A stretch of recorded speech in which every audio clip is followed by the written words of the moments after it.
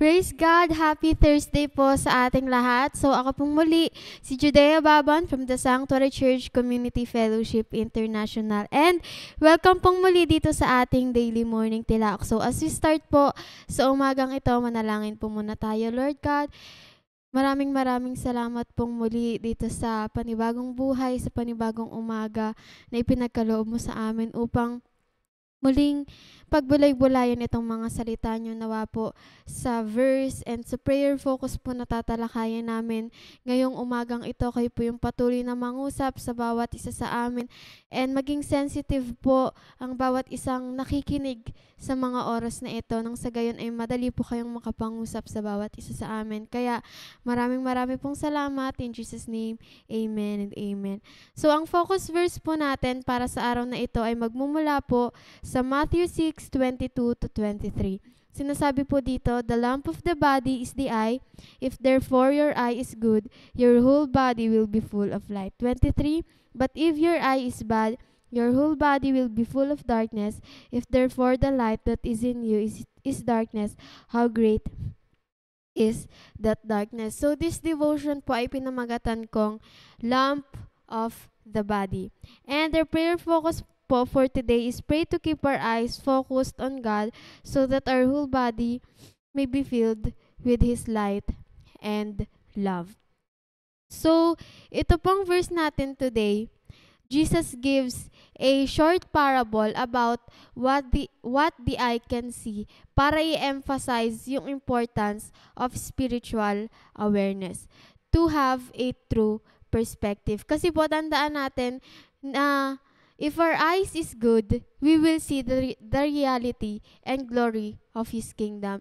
And mag-act tayo according to our sight. And diyan din tayo magpa-prosper.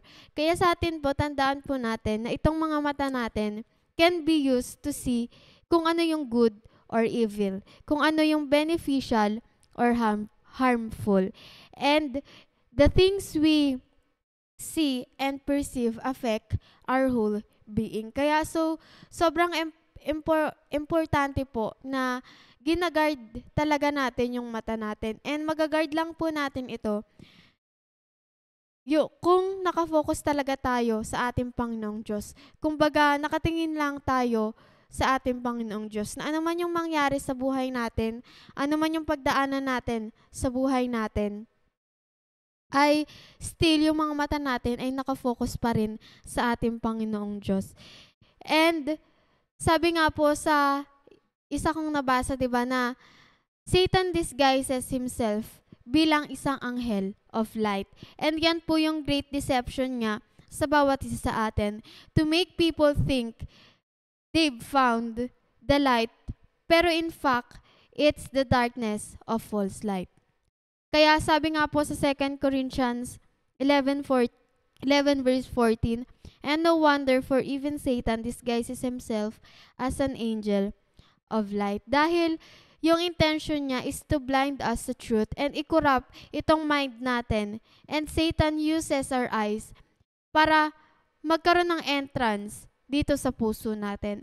Kaya ito po yung sinasabi sa prayer focus po natin today, na let's keep our eyes focused sa ating Panginoon Diyos. Dahil anytime, baka hindi natin alam, nalilinlang na tayo ng mga bagay dito sa mundo. Na akala natin, ito yung mas makakabuti para sa atin. Na akala natin, ito yung magpapalapit lalo sa atin kay Lord. Kaya, if you want to be filled with the true light, we have to turn from sin. Lumayo talaga sa sin and i-open natin yung spiritual eyes natin. Then we must commit to being careful where we allow our eyes to go. Kaya, tandaan po natin that we guard our hearts and souls by guarding our eyes. Kaya it is important po na pinipili din natin yung bawat pinapanood natin, yung bawat sinasabi natin. Dahil maaring diyan magsimula ang lahat. Kasi nga, sabi nga po sa theme natin ngayong week, di ba, is guard the gates. Di ko naman po sinasabi na wag tayong manood, wag tayong magbasa, wag tayong maglibang. But there are those po kasi that we should be wary about or dapat nating pag-ingatan. If it promotes materialism, promotes the wrong values, syempre po, we should reject those things. Kaya, huwag nating hayaan na yung mga pinapanood natin, yung mga binabasa natin, yung mga ini-scroll natin sa social media, ay maging daan ng kaaway para tuksuhin tayo, para linlangin tayo, para i-distract tayo sa pagsiserve natin sa ating Panginoong Diyos, sa light at sa love na meron ang Lord sa bawat isa sa atin. Kaya ngayon po, I will be sharing with you on how do we keep our eyes focused or fixed sa ating Panginoong Diyos. Unang-una po, prioritize God daily. By what po? Siyempre po, by spending time with Him sa pamamagitan ng prayer and pagme-meditate ng kanyang mga salita. Kasi tandaan po natin, araw-araw, iba-iba yung pwede natin ma-encounter na pwedeng makapagtukso sa atin, makapag-distract sa atin, sa focus natin sa ating Panginoon. Kaya, the only way po to be focused on Jesus is to know who He is. Kasi, magagard natin ng maigi itong eyes natin sa kung ano mang pwedeng maging pandil lang sa atin ni Satan if we know the truth. And, yung prayer po kasi can help us make our focus on Jesus. Keep our focus on Jesus, especially kapag tinetest po tayo. And pangalawa po, trust the Lord as your only protector. Siyempre po, once we understand the spiritual dangers na kinakaharap natin on a daily basis, we will focus more on Jesus, our none and only Savior who alone has the power of deliverance. Kasi po, there are times po kasi sa buhay natin na masyado tayong believe sa sarili natin, na kaya natin kahit tayo lang sa sarili natin. Kumbaga po, isinasantabi na natin ang ating Panginoong Diyos. Kaya sa atin po, we keep our eyes focused or fixed sa ating Panginoong Diyos. If we have humbleness talaga na magpasakop sa ating Panginoong Diyos. And pangatlo po, stay focused.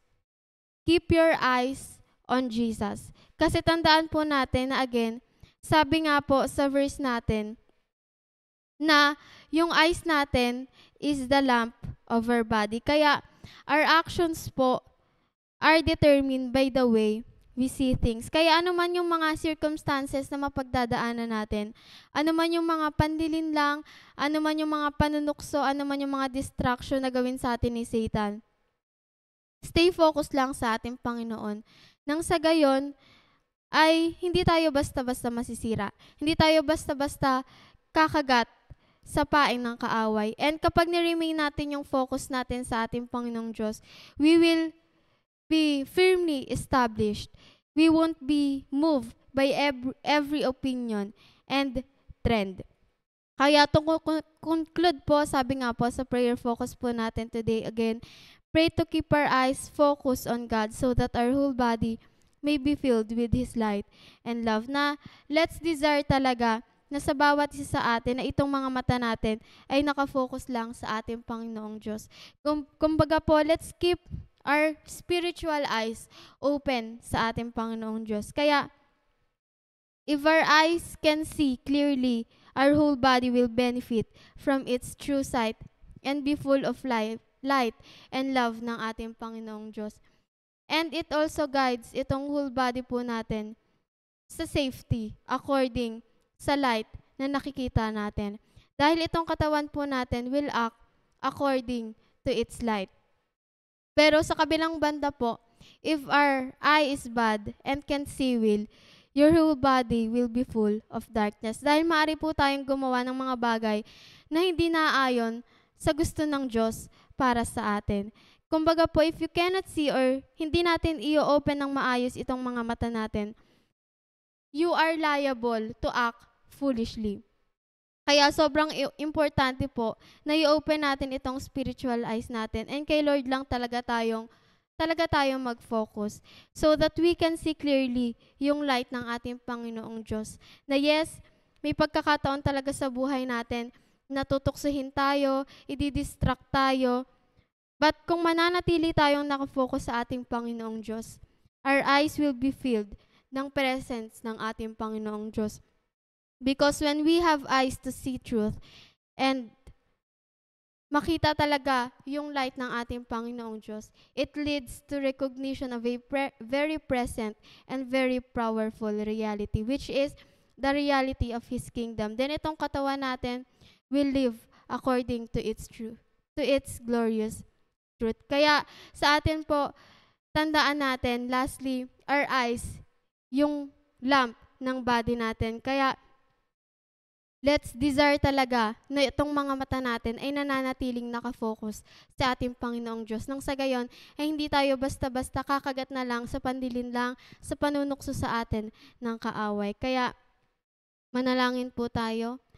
Lord God, maraming salamat po sa mensahe mo sa amin ngayong umagang ito na yung mata namin, this is the lamp of our body. Kaya ituon talaga namin yung paningin namin sa inyo. Sa iyo lamang po talaga kami mag-focus.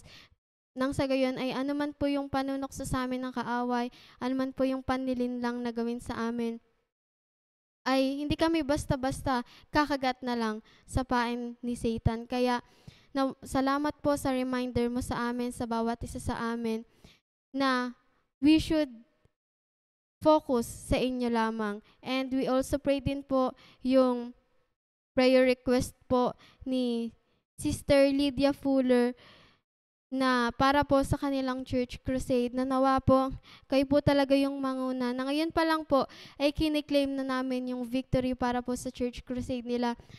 Na we know po ay marami po muli yung tatanggap, marami po yung muling magbabalik sa presensya mo sa pamamagitan po ng church crusade na ito.